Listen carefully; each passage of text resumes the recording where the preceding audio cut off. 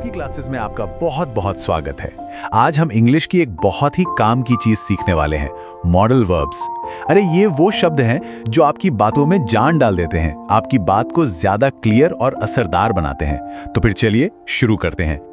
अच्छा, कभी सोचा है कि इंग्लिश में अगर अपनी कोई काबिलियत बतानी हो या किसी से इजाजत मांगनी हो या फिर किसी को कोई अच्छी सलाह देनी हो तो कैसे बोलेंगे? इन सारी सिचुएशंस के लिए ही तो बने हैं हमारे स्पेशल वर्ब्स, जिन्हें हम मॉडल्स कहते हैं। तो ये मॉडल वर्ब्स हैं क्या?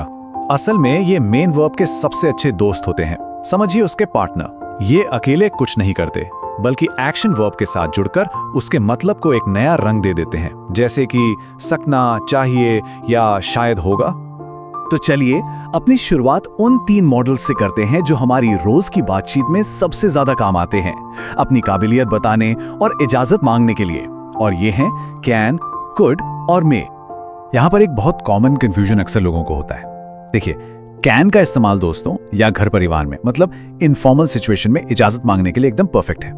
वहीं दूसरी तरफ मे का इस्तेमाल ज्यादा फॉर्मल जगहों पर होता है, जैसे ऑफिस में या किसी बड़े से बात करते हुए, जहां आप ज्यादा अदब दिखाना चाहते हैं। कैन को इस्तेमाल करने का एक बहुत ही सीधा साधा फॉर्मूला है।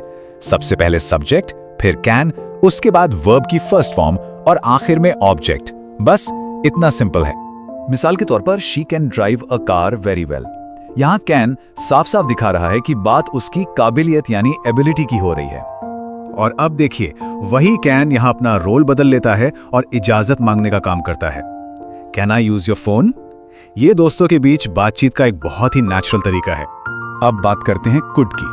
हाँ, ये कैन का पास्ट टेंस तो है ही, लेकिन इसका आज यानी प्रेजेंट में भी एक बहुत जरूरी काम है, और वो है बहुत ही प्यार से, बहुत विनम्रता से कोई रिक्वेस्ट करना। ये उदाहरण देखिए, इसमें कुड का इस्तेमाल गुजरे हुए वक्त की काबिलियत बताने के लिए हो रहा है। I could run very fast in my childhood. अब यहां जरा लहजे का फर्क महसूस कीजिए। Could you please help me? ये सुनने में कैन यू हेल्प मी से कहीं ज्यादा पोलाइट लगता है। तो जब भी किसी से बहुत अदब से मदद मांगनी हो तो कुड का इस्तेमाल कीजिए। चलिए अब मॉडल्स के अगले ग्रुप पर चलते हैं।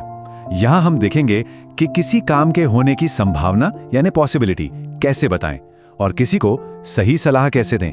मे, माइट और शुड के साथ। मे और माइट के बीच का फर्क बड़ा मजेदार है। मे का मतलब है कि किसी काम के होने का चांस ठीक ठाक है, मान लीजिए 50-50। लेकिन जब आप माइट कहते हैं तो इसका मतलब है कि संभावना बहुत कम है, कच्ची पक्की सी बात है। अब आते हैं शुड पर। यह मॉडल तब काम आता है जब आपको कोई सलाह देनी हो, कोई सुझाव देना हो, या ये बताना हो कि सही काम क्या है, क्या करना हमारा फर्ज है। जैसे अगर किसी को एक अच्छी सलाह देनी है तो हम कहेंगे यू शुड स्टडी रेगुलरली। ये एक सीधी और साफ सलाह है। और इसी तरह क्या नहीं करना चाहिए ये बताने के लिए भी शुड का इस्तेमाल होता है, जैसे कि यू शुड नॉट स्मोक।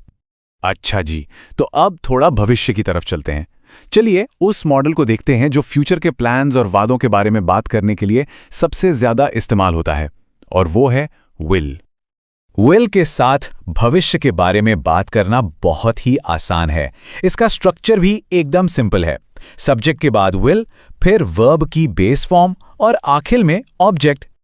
एक सीधा साधा सा उदाहरण है, शी विल कम टुमारो। यहां विल का इस्तेमाल भविष्य की एक घटना को बताने के लिए किया गया है। और अब हम आते हैं आज के अपने आखिरी मॉडल पर, वुड। ये इंग्लिश के सबसे वर्सेटाइल मॉडल्स में से एक है। मतलब ये कई अलग अलग काम करता है, विनम्र सवालों से लेकर बीती हुई यादों तक। वुड का एक बहुत ही कॉमन इस्तेमाल है किसी को बहुत अदब से कुछ ऑफर करना। इस सवाल में ही कितनी तहजीब है ना, would you like a cup of T? लेकिन वुड हमें अतीत की सैर पर भी ले जाता है। ये उन पुरानी आदतों के बारे में बात करने के लिए एकदम परफेक्ट है जो हम पहले तो अक्सर किया करते थे पर अब नहीं करते। ये उदाहरण सुनिए, इसमें वो पुरानी यादों वाली फीलिंग है। I would play cricket every evening in my childhood. ये एक ऐसे रूटीन के बारे में है जो अब सिर्फ याद बनकर रह गया है। तो हमने आज जो कुछ भी सीखा, चलिए उसे एक नज़र में फटाफट देख लेते हैं। ये टेबल एक तरह से आपकी चीट शीट है, जिसमें हर मॉडल, उसका मुख्य काम और एक साफ उदाहरण दिया गया है। आप चाहें तो यहां रुककर इसे ध्यान से देख सकते हैं। तो अब जब आपको ये रूल्स पता हैं, तो असल काम अब शुरू होता है। प्रैक्टिस। तो आज आप किस मॉडल को अपनी बातचीत में इस्तेमाल करके देखने वाले हैं? कोई एक चुनिए और उसे यूज करने का मौका ढूंढिए, क्योंकि इन्हें सीखने का सबसे अच्छा तरीका यही है।